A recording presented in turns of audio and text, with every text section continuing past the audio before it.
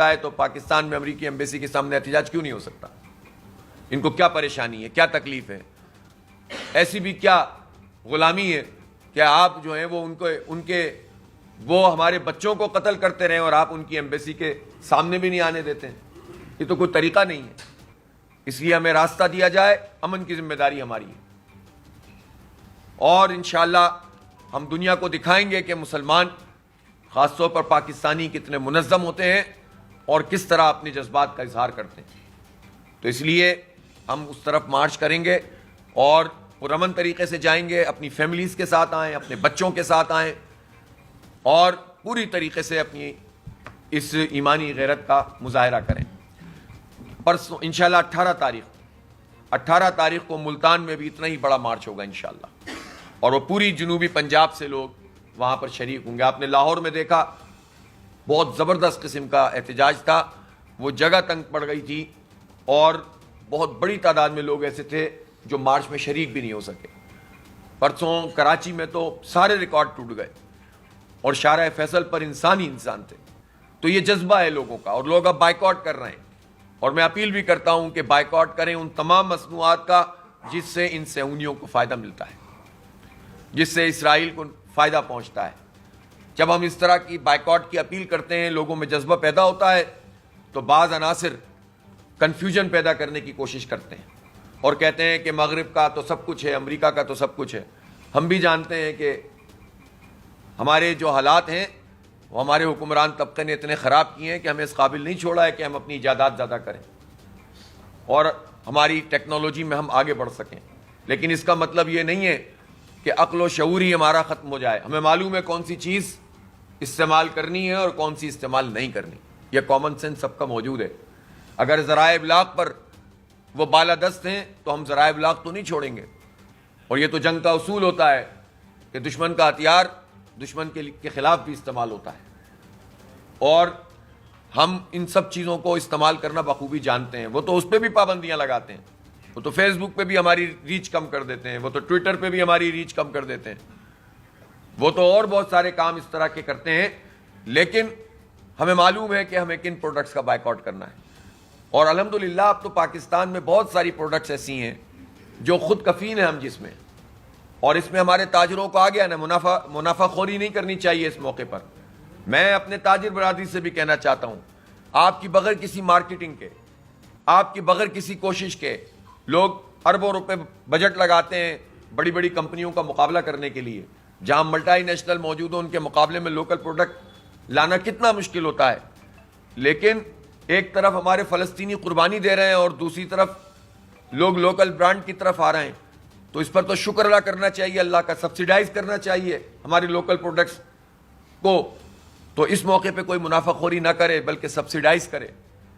اور ایک بہت بڑا ایونیو اس میں کھل گیا ہے کہ جس میں ہم اپنے برانڈز کو مزید ڈیولپ کریں، اور اس میں جو ہمارے مسلم ممالک ہیں اس تک ہم پہنچائیں۔ ہم نے کراچی میں 2 مرتبہ میرا برانڈ پاکستان کے نام سے یہ پورا کام کیا، جس کے نتیجے میں پاکستانی پروڈکٹس پروموٹ ہوئی ہیں۔ ہم چاہتے ہیں کہ اب یہ اسلام آباد میں بھی ہو، لاہور میں بھی ہو، اور پھر اس کے بعد بنگلہ دیش میں ہو، ترکی میں ہو، ملیشیا میں ہو۔ ہم ایک ایسا انٹرنیشنل وہ بنانا چاہتے ہیں، معاشی ایک نیٹ ورک کے، جس کے نتیجے میں ہماری اپنی پروڈکٹس آگے بڑھیں تاکہ ہم مقابلہ کر سکیں ہر میدان میں۔ اسی طرح ٹیکنالوجی کے میدان میں ہم آگے بڑھ سکتے ہیں۔ حکومتوں کے کرنے کا یہ کام ہے، لیکن بدقسمتی سے حکومتیں یہ کام انجام نہیں دیتی ہیں۔ لہٰذا میں کہنا چاہتا ہوں کہ اس بائیکاٹ کی کیمپین کو بھی بھرپور طریقے سے چلایا جائے، ہمارے بچے اس میں پارٹیسپیٹ کریں، اس میں خواتین بہت بڑے پیمانے پر رول ادا کر رہی ہیں الحمدللہ، وہ یہ شعور پیدا کریں، اور اسی طرح سے ماس لیول پر اس کام کو ہونا چاہیے۔ اور اسی طرح سے ہم یہ سمجھتے ہیں کہ یہ جو ہمارا مارچ ہے یہ کوئی آخری چیز نہیں ہے۔ 22 اپریل کو انشاءاللہ پورے پاکستان میں ہڑتال ہوگی، اور میں اس موقع پہ یہ واضح کرنا چاہتا ہوں کہ جماعت اسلامی نے یہ جو اعلان کیا ہے یہ اپنے فلسطینی بھائیوں کی مرضی سے کیا ہے، ان کی رضامندی سے کیا ہے، اور انشاءاللہ جلد ان کی طرف سے بھی یہ اعلان انٹرنیشنل گلوبل اسٹرائک اور گلوبل احتجاج کا آئے گا۔ اس لیے کوئی کنفیوژن پیدا کرنے کی ضرورت نہیں ہونی چاہیے۔ میں تمام تاجروں سے, ان کے ہر گروپ سے کہنا چاہتا ہوں کہ یہ کوئی ہمارا لوکل ایشو نہیں ہے کہ کل ہڑتال کریں اور پرسوں ہڑتال کریں. اب 22 تاریخ اناؤنس ہو گئی ہے اور ہم عوام سے بھی اپیل کر رہے ہیں اور دکانداروں سے بھی اپیل کر رہے ہیں, ہم تاجروں سے بھی بات کر رہے ہیں, ہم چیمبر سے بھی کہہ رہے ہیں کہ ہم یقیناً ایک ہی دن پر زبردست قسم کی یہ اسٹرائک کریں گے اور پورا پاکستان جب بند ہوگا پوری دنیا کو پتہ چل جائے گا کہ پاکستان کی اصل حیثیت کیا ہے. لوگ پاکستان کو چند پارٹیوں کا یا پارٹی لیڈروں کو پاکستان سمجھنے لگ جاتے ہیں. پاکستان کسی لیڈر, کسی جرنیل, کسی بیوروکریٹ کا پاکستان نہیں ہے. پاکستان پاکستان کے عوام کا ہے اور پاکستان کے عوام بے عمل ہو سکتے ہیں, کمزور ہو سکتے ہیں, گناہگار ہو سکتے ہیں, لیکن ان کی حمیت اور غیرت ابھی باقی ہے اور وہ نفرت کرتے ہیں ان سب لوگوں سے جو ہمارے بچوں کو قتل کر رہے ہیں اور یکجہتی کا اظہار کرتے ہیں پاکستان کے عوام اپنے فلسطینی بچوں سے, عورتوں سے, اپنے جوانوں سے, اپنے بزرگوں سے. اس لیے 22 اپریل کو کوئی کنفیوژن نہیں ہے. واضح میں اعلان کر رہا ہوں, اعلان ہو چکا ہے. اب ایک ایک تاجر کے پاس جائیں, ایک ایک دکاندار کے پاس جائیں اور مجھے یقین ہے کہ بات پتہ چلتے ہی لوگ اس میں کوئی سیاست بازی بھی نہ کرے, کوئی تنظیمیں آپس میں سیاست بازی نہ کریں اس میں. بس 22 تاریخ کا اعلان ہو گیا, انشاءاللہ سب عمل کریں گے. پولیٹیکل پارٹیز اسی طرح سے جو جینوین ایشوز ہوتے ہیں ان کو لے کر آگے چلتی ہیں اور یہ تو سب سے بڑا ایشو ہے اس وقت کا, پوری دنیا کا سب سے بڑا مسئلہ ہے. اور یہ مسئلہ صرف ہمارے ذاتی مفادات کا بھی نہیں, اس میں کسی کا فائدہ نہیں, نقصان ہی تھوڑا بہت ہونا ہے, لیکن اس نقصان میں بھی اللہ برکت ڈال دے گا انشاءاللہ. اور جو لوگ بھی اس عمل میں شریک ہوں گے اللہ نے چاہا تو ان کا اللہ تعالیٰ روزگار بھی اور اچھا کرے گا, ان کا کاروبار بھی اچھا ہوگا انشاءاللہ. اس لیے 22 تاریخ کو ہمیں ایسی یکجہتی کا اظہار کرنا ہے کہ پاکستان کی تاریخ میں کبھی ایسا نہ ہوا.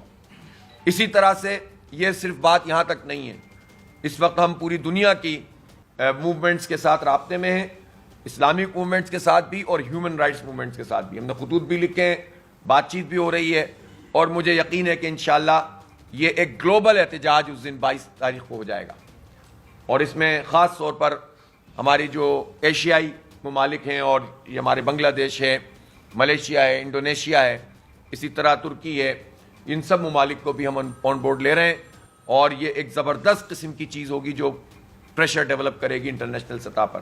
ہم یہ مطالبہ کرتے ہیں کہ امریکہ, اس کا کام ہے کہ جنگ بندی کروائے, اس لیے کہ جو کچھ ہو گیا ہے اسی کے ایما پر ہوا ہے اور وہی ویٹو کر رہا ہے ساری قراردادوں کو. تو یہ امریکہ کا کام ہے. ٹرمپ اتنے بڑے بڑے دعوے کرتے ہیں تو کروائیں نا جنگ بندی. تو اس لیے اس دباؤ کو مزید بڑھانے کی ضرورت ہے اور ہم حکومت پاکستان سے اور تمام مسلم ممالک کے لوگوں سے کہتے ہیں کہ امریکہ سے ڈرنا بند کر دیں اور اس سے خوف کھانا بند کر دیں. اور پاکستان کی تو میں تمام سیاسی جماعتوں سے کہتا ہوں, چاہے وہ حکومت میں ہو اپوزیشن میں, یہ کیا لائن لگا کے لوگ کھڑے ہوئے امریکہ کے لیے کہ وہ اگر نظر کرم فرما دے گا تو اس کے نتیجے میں جو ہے وہ ان کا بیڑا پار ہو جائے گا, ان کی نیا پار ہو جائے گی. امریکہ خدا نہیں ہے اور امریکہ کی تاریخ یہ ہر جگہ شکست کھاتا ہے. وہ جو مزاحمت کرنے والے ہوتے ہیں وہ اس کی طاقت کو, اس کے نشے کو چور چور کر دیتے ہیں, لیکن جو ڈرنے والے ہوتے ہیں وہ مزید ذلیل و خوار ہوتے ہیں. یہ ہسٹری ہے, پڑھنا ہے مطالعہ کر لیجئے ابھی پچھلی جتنے بھی امریکہ نے حملے کیے ہیں اور جہاں جہاں اس کو منہ کی کھانی پڑی ہے. اس لیے امریکہ سے مت ڈریں, خدا سے ڈریں. ہم یہ نہیں چاہتے کہ ہر وقت تصادم کا راستہ اختیار کریں, سر ٹکرائیں, لیکن ہم اپنی ایمان اور غیرت کا سودا بھی تو نہیں کر سکتے. ہم یہ تو کر سکتے ہیں کہ ہم ڈٹ کر بات کریں, اپنے عوام کے ساتھ کھڑے ہوں, حکمران پارٹیاں اس میں لیڈنگ رول ادا کریں. ہمیں تو کوئی شوق نہیں ہے. یہ جو بڑی بڑی پارٹیاں ہیں جن کو کروڑوں ووٹ ملے ہیں, وہ کیوں نہیں امریکہ کی مذمت کرتے؟